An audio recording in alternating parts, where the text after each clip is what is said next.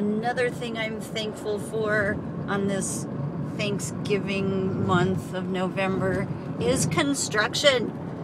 It's all how you look at it, but road construction is a positive thing, people.